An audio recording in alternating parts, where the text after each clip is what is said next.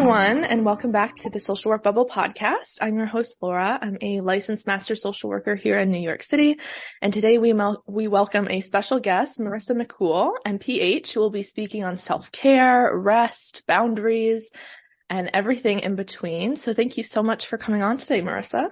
Thank you so much for having me. I'm really excited. Yeah, I'm excited too. Now, before we get started on today's episode, for those listening, don't forget to like, share, and follow the podcast on whatever platform you're listening on. And now, Marissa, do you want to get started and just introduce yourself to the listeners?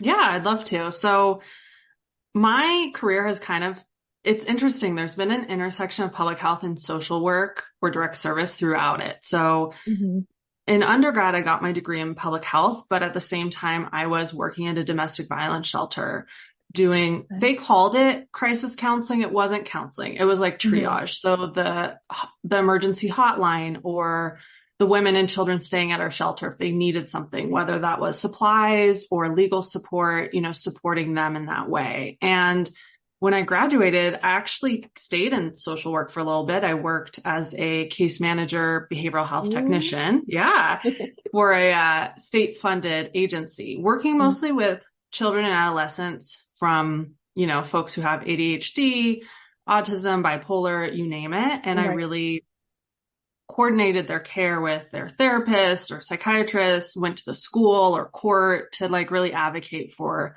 their support. And after that, I went and got my master's in public health. And since most of my work has focused in sexual violence prevention or reproductive health, and I've spanned the gamut as far as nonprofit, government, academia, and I've shifted now the past couple of years into, life coach, career coach, rest coach, whatever you want to call it, basically helping women in public health or actually women in helping professions. I've had folks I've worked with across helping professions around preventing burnout or getting more rest, having quote unquote work-life balance, and how to do that, working in a field that has so many challenges and that we all are in because we care so much. That's so important because I know often too, especially in social work school, we're taught about self-care in a very, surface level, very surface level, take a bubble bath, go for a walk, nothing that, stuff that people are probably already doing anyways. For you and the purposes here, how would you define self-care? It's so interesting because I feel like the past several years, even before the pandemic, self-care has kind of become a marketing tool by a lot of companies, and it further promotes that idea that it's only a bubble bath or it's only getting a facial. And, when you think about the term self-care, it's about caring for yourself, which is so much more expansive than that. And listen, if you love a bubble bath, that's great, but it's much bigger than that. Yeah. And the other thing is it's really individual. We're kind of sold this idea that everyone's form of self-care should be the same and should work the same. Right. And that's not true. I personally hate baths. That's not rest for me. That's not self-care. Someone else it is. But it's much bigger than that. It's being able to step away for lunch and have lunch each day or, have mental and emotional rest. It's about thinking of us as whole humans, mind, body, spirit, and how do we care for ourselves on the day to day with everything we have going on, which is just a much bigger conversation than, take a vacation once a year. Right. Absolutely. Especially with, I think a lot of places that social workers work at is it's kind of just put on them to take care of themselves. And then the actual agencies aren't really doing much in terms of support. They're really normalizing not taking a lunch break and working really late and always having your email on and always being on call. And that kind of stuff really eats away at people. Yeah, definitely. And when I think about whether you want to call it burnout or barriers to self-care, I kind of like to think about it as there's external and then there's internal. Because those external challenges are real. Lack of staffing, high turnover, lack of funding. A lot of our workplaces, intentionally or not, promote burnout and really deprioritize rest. And those things we need to change. Those are systemic, those are structural, but there's also the internal piece of where we're denying ourselves self-care or rest and we're overworking, where we have more control than we're giving ourselves really agency to do anything about. That's very true. Because sometimes we just like take it for what it is. Like, oh, okay, I'm just not going to take care of myself. I just can't. Instead of seeing that we do have power to like create some kind of change in our life to actually rest and enjoy. Yeah. I mean, we need our organizations to change, absolutely, but we can't wait for them to change. We need to do some stuff, and we can do some stuff on our own. There is space for that, but I think, it's so frustrating dealing with those external challenges that sometimes we forget, like we do have power, we do have choice here, and refocusing our brain of like, where is that and how can I harness that is a practice. It's actually, more of a skill to do. Absolutely. I feel like that kind of like falls into boundary setting, because especially with a lot of work that I do with my clients, we talk a lot about like how we can take care of ourselves, trying to set boundaries, stuff like that. How does that tie in to self-care and rest here? Yeah. And I think one thing, I see a lot, this is in me too. A lot of us are really good at championing others, whether it's our clients or our colleagues for don't check your email, take a day off, but it's harder for us to do ourselves. And when it comes to boundaries, I think one thing that's really important is to really get clear about what a boundary is. I find a lot of people set boundaries this way. I'm putting up a fence. You better not come over it. Right. I'm saying I'm not checking email after 5, so you better not email me after 5. And then what happens? People are going to email you after 5 because you can't control them. You can't force them to change. Even if you tell them what your preference is, your request, they may or may not, abide by it. Right. And then what? You get upset, you get frustrated.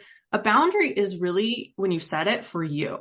Like if I say, I'm not checking email after 5, that's on me to not check email after 5. People can email me. I'm going to get back to them tomorrow. Maybe they'll be upset. That's okay. And I'm not saying for those listening, you have to set that specific boundary. That's just an example. Sure. But I find a lot of folks, they get so upset because other people aren't respecting their boundaries. Wouldn't it be great if everyone just did what we told them to do? Yeah, that's not going to happen. So when it comes to rest and self-care, setting boundaries is for you and what you're going to do and how you're going to honor what you said you're going to do for yourself. Absolutely. That's so important too, because a lot of the times I remember at one of my older jobs working in community mental health, like my clients were very high need. So they would reach out to me at all hours of the day and night. And I used to get really annoyed and frustrated with it. And I'm just like, don't they know that I'm just not available? But why? Like, I wasn't setting that boundary. I was still looking at my email. And so that was kind of on me at that point to like establish that for myself, because I could either keep checking and get frustrated for people that clearly needed some kind of support, or I could kind of be like, you know what? We'll think about this tomorrow. Like, this is time to like shut off the notifications. And sometimes you might, want to communicate the boundary. For example, if you have like a no-show policy, right? It's your responsibility to really hold that policy. It doesn't mean you don't continue to remind folks or tell them, hey, because of the policy, this is what's going to happen. But it's your job to hold that boundary if you want to, if that's a boundary you're choosing. Right. Yeah. Sure. Now, you've mentioned just the term rest here a couple of times. What does that mean to you? Yeah. So I think rest similarly has this kind of marketing aspect of it's just a vacation. It's just sleeping in, very similar to self-care. Right. And rest is a form of taking care of yourself. But I think it's so much bigger than those things. Rest, when you really think about it, there's physical rest, there's mental rest, there's emotional rest, and then there's physiological rest. Like when you sleep, your brain's at work kind of repairing things, your muscles are repairing. But it's just so much bigger. It's really being able to conserve energy and have the capacity, whether it's mentally, emotionally, physically. And so what creates that for each person is very unique and different. So an example I love to give, me and my old roommate, we worked at the same organization. For me, what helped me conserve energy and capacity was actually working a 7:30 a.m. to 3:30 p.m. shift. Okay.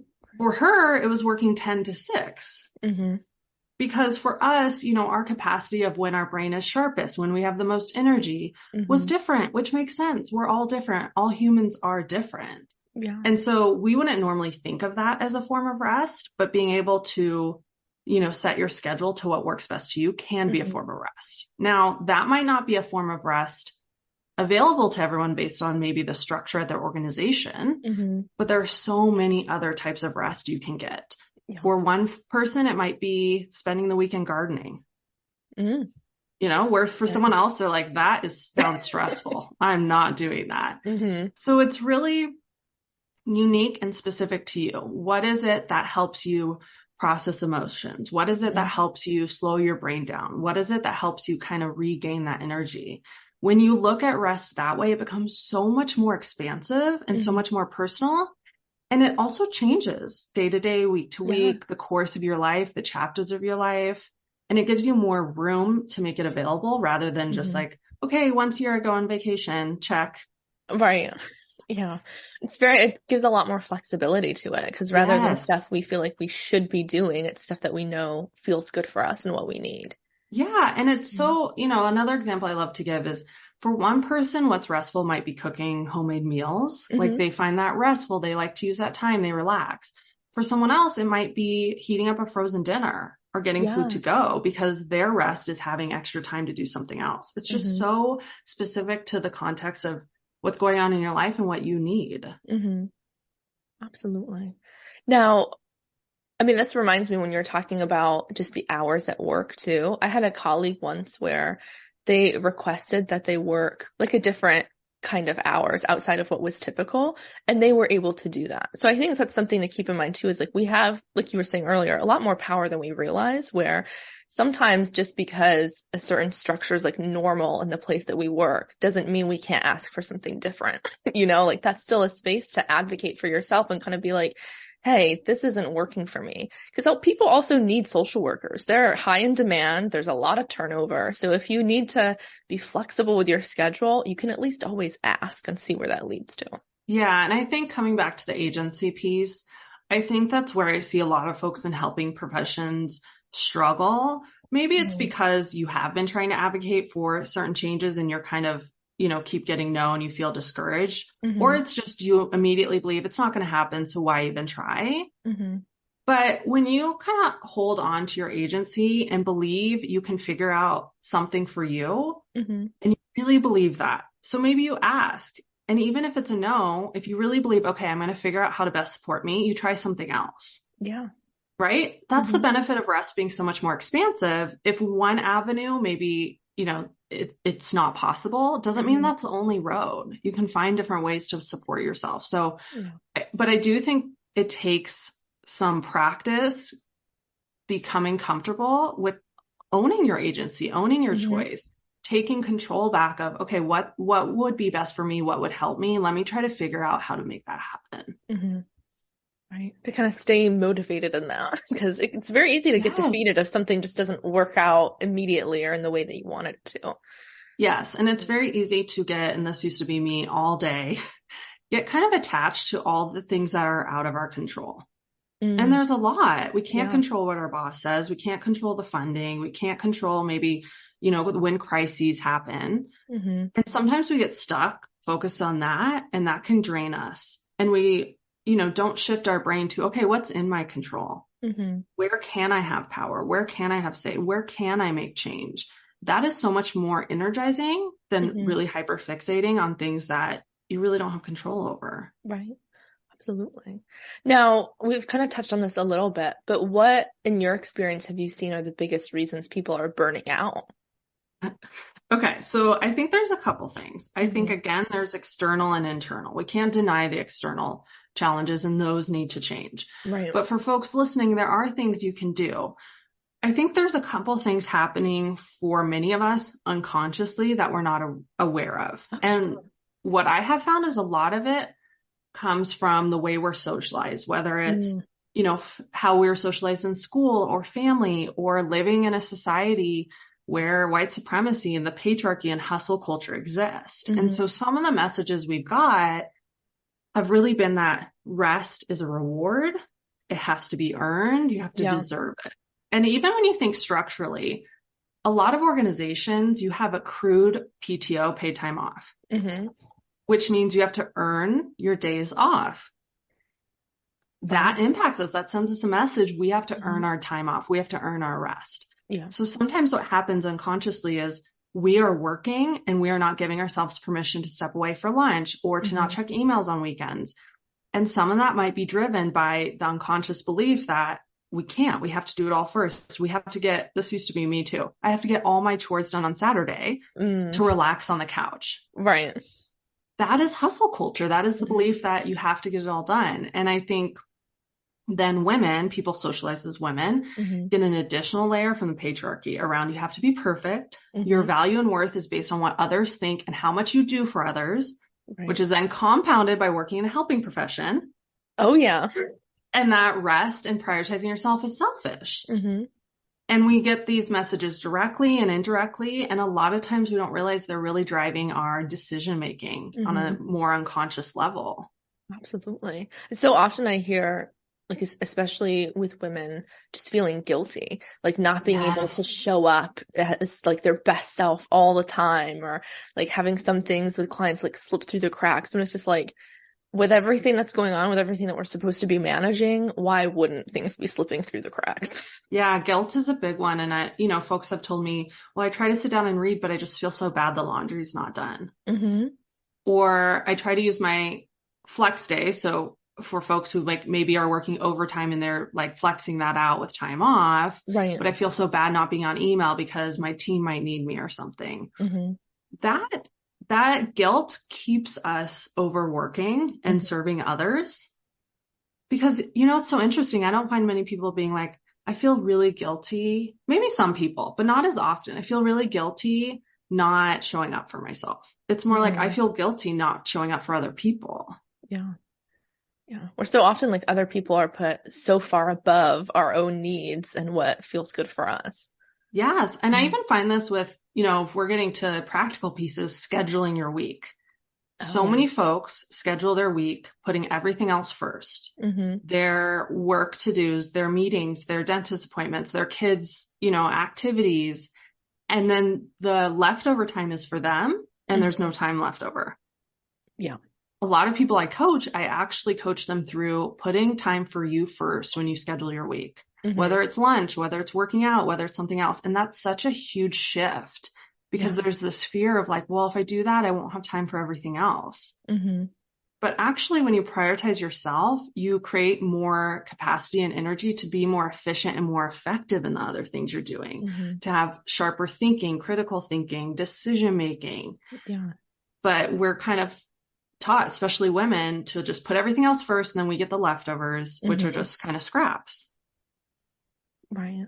I imagine too, it helps like not be resentful, because if we're only ever getting the leftovers and when we're also just exhausted at that point, like we finally have some scraps of time for ourselves, but at that point we're just completely drained. So what can we really do? And I mean, that made me very resentful of my work initially right out of grad school. It was just like, how can I'm just angry at this job. I'm angry at the people I have to work with. I'm angry at the community I'm supposed to be supporting because it's taking away from my own life.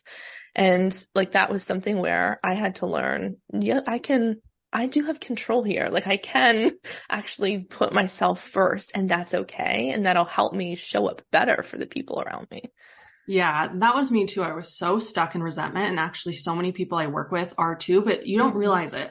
You feel frustrated or angry, but really it is resentment. And what I have seen, especially for women in helping professions, it becomes this guilt resentment cycle where you feel guilty saying no because you don't want to burden them, or you don't want to not seem as a team player. And then you continue to overwork and help, but then you resent it. You resent the work or who's asking you to help or your clients.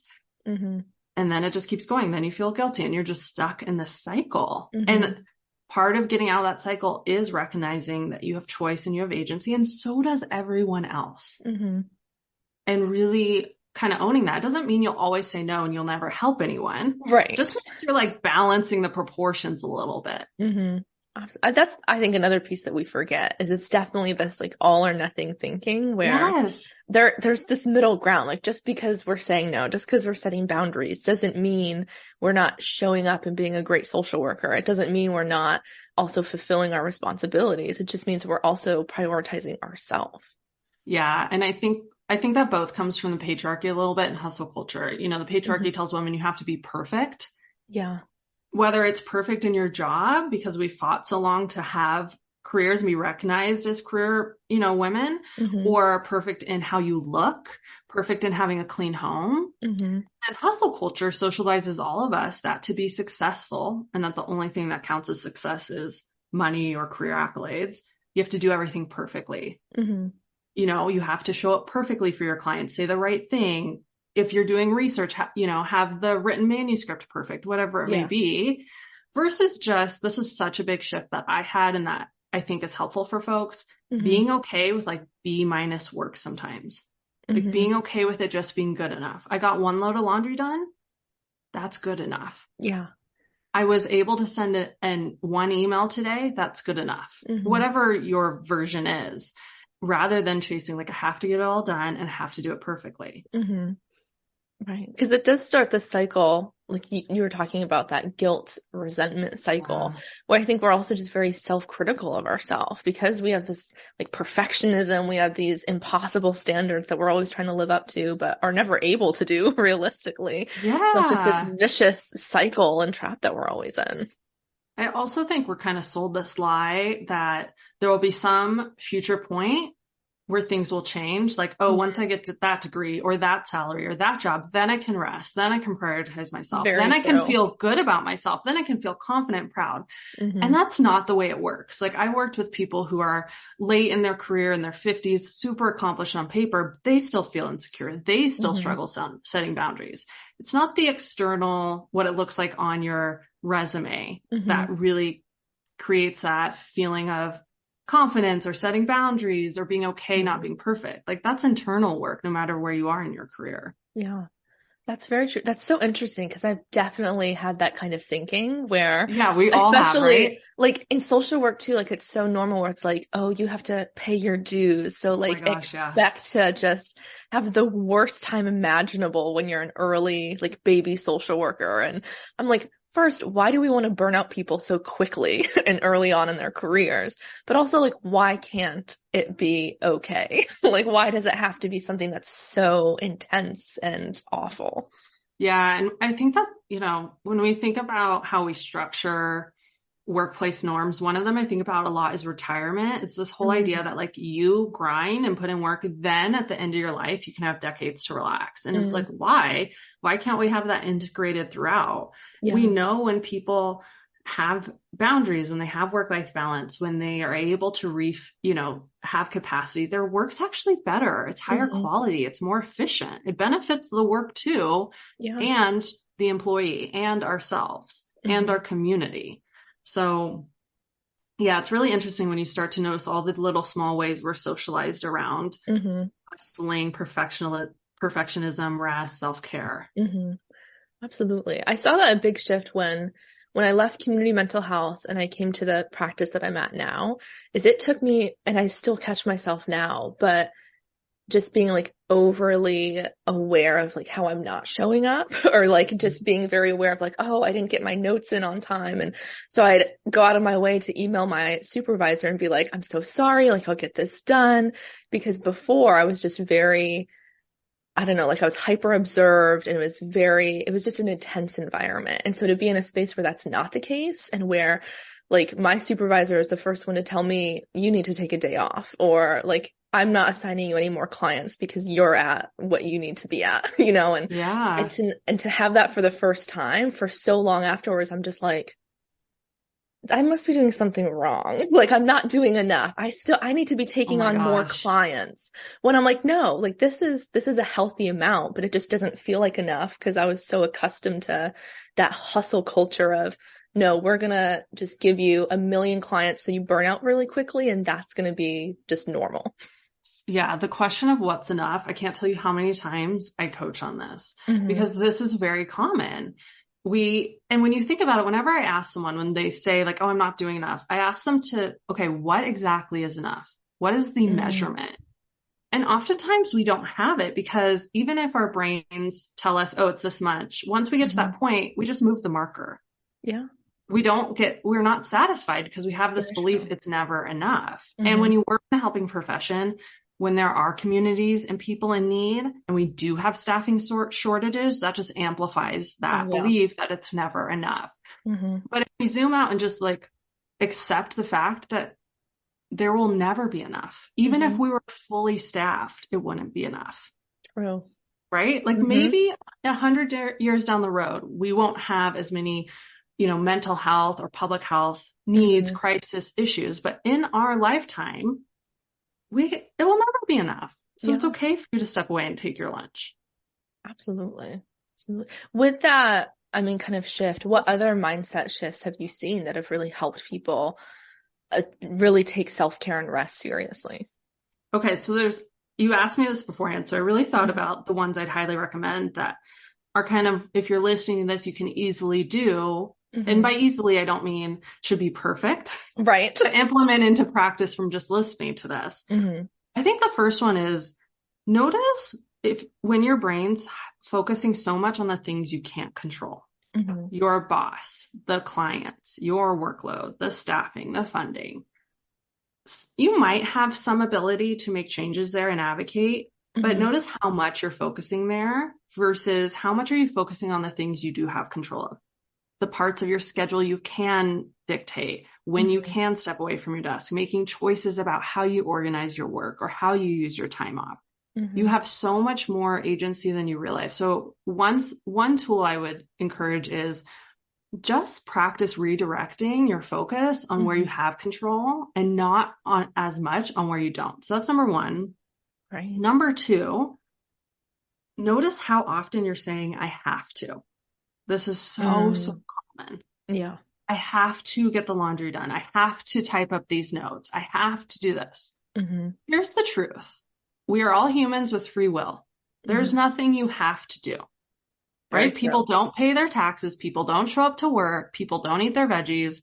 Now, I'm not saying you do those things. I'm just pointing out there is no such thing as have to. It doesn't mean choices maybe don't have certain outcomes. Right. But you always have a choice. You have a choice what time to wake up. You have a choice to take your kids to school or not. You have a choice to send that email or not. So when you shift from I have to I'm choosing to, or I'm choosing not to, that's where you get a lot of power. And a lot of people, I think at first don't want to shift there because then they have to take responsibility. And maybe you don't like the choices you're making. And that's a hard truth you have to face. Yes, absolutely. But there is no have to. When you get into have to, you get into that resentment and that focusing on what's out of your control. You have a choice for everything you do. So that's a big shift. I'm choosing to, I'm choosing not to. Right. And then the third one is when you're noticing you're like, oh, it's not enough or I have too much to do. Something that can be really useful is practicing intentional thoughts around rest. I can rest. Rest is always available to me. I get to choose when to rest. And if that seems like too far of a jump, you can always do like, well, maybe I can rest. It's possible I could rest. There are other people who choose rest. Just really being intentional about, how you're thinking about rest and practicing some of those different beliefs than your brain maybe goes to right now. Yeah, absolutely. I love that. I caught myself one time when I was talking to a client about like rest and self-care because it kind of goes into like deserving rest where they had said, oh, like I'm going to like take some time off. And my automatic response was, you deserve it. And then I caught myself and I'm like, oh, hold on, let me rephrase that. We don't have to earn our rest. We don't have to do any of that. But that's something where, like you were talking about earlier, we have all these very unconscious thoughts and beliefs about rest and self-care that I didn't even realize until I said it in that moment. And I'm like, hold on, that's not true. I try to be really, because it is just we're so used to it. Even me, I still have to be conscious of not saying that. Also, just the other kind of indirect ways around justifying rest. Like, how many of you feel comfortable asking for time off if it's for a wedding? Mm-hmm. But if you were just to ask for a day off, just to relax, it's like, ooh, I don't know. Will they judge me? Is that a good enough reason? Yep. Or I think we talked about this. I think the saying also is in social work. It's definitely in public health. You can't pour from an empty cup. Oh, yes. Okay, just everyone think about that. What that's really saying is the purpose to fill your cup is to give it away. Mm-hmm. So sometimes I notice in our fields how we try to encourage ourselves or others to rest is by saying, well, you can't serve others until you rest, or you don't serve as well until you rest. And while I know the intention's good, it's just promoting the idea that your rest is for everyone else to benefit from and not you. Right. Which is not true. No. Yeah. Which then makes it really hard to actually rest if we know, oh, I'm just going to end up giving this all away to everyone else. And then it goes back to the idea that especially as women, our role is to just serve everyone else. Mm-hmm. Very true. Like that's a huge shift, especially folks who I coach who are socialized as women, of just really being comfortable and moving through the discomfort of doing stuff just for ourselves and not feeling like it's selfish, not feeling guilty. And really owning that we can. That takes some time. That's a shift to do. And it can be really, really uncomfortable at first. So if you are trying to practice some of this and you feel discomfort, totally normal. Nothing's gone wrong. Just it's a practice. Just practice it. That discomfort can be there. You can continue to practice. It won't be perfect, but it doesn't mean, I think we're also taught this, that means you haven't earned it or you're doing it wrong. That's just not true. Of course, when you try to rest, it feels uncomfortable. Of course, your brain is telling you shouldn't. Totally normal. You can still practice. Absolutely. It doesn't have to be perfect, like you said. Good. Now, if the social worker's listening, they're burnt out, they've had enough, they're really thinking, okay, I need to self-care, I need to rest. What is just one step in that direction that would feel practical and realistic for them? Okay, so I call these doable goals. I would set a doable goal. Here is what's not a doable goal. If you have not picked up a book to read leisurely the whole year, and you think, okay, I'm going to start reading every single night, that's not doable. That's not going to happen. Maybe you can do it the first week, but then life happens. That is setting a goal in a way that is kind of disrupting your life and is going to ultimately get you to give up and quit.